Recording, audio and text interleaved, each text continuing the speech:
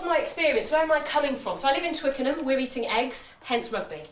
We're talking about graduates, and using our graduate system, this is how many applications we process through our system over the course of 1 year. So it's almost a capacity crowd at Twickenham. That equated to 1,000 training contract applications, 1,000 training contract offers, 2,000 open day vacation scheme offers, and that excludes all of the other fun that goes on around the side. And every year I crunch these numbers for our clients so that they can have a look at the data. And I'm not going to share all of that because some of you have seen it, but I'm going to share some of it to give you an idea of how you can work your data harder. So the first thing I'm going to share is about social mobility. So we've picked up on a bit of this already with GURPS. It's a key thing amongst law firms at the moment to want to know about social mobility and to deliver better results in their stats. So are all your candidates going to Eton?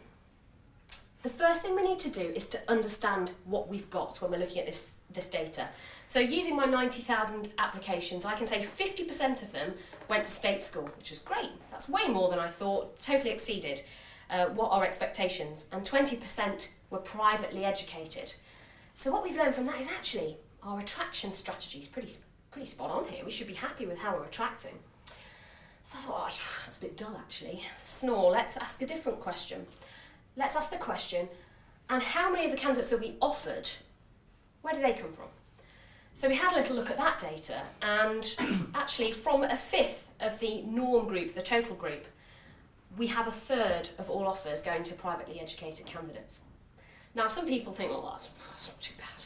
But I think, well, it does indicate something to me, and it might indicate something about recruitment process, it might indicate something about those candidates. I leave it to you to think about what that might mean in your organisation. But what it tells me from a data perspective is that when you begin to understand what you've got, you can begin to ask the right questions.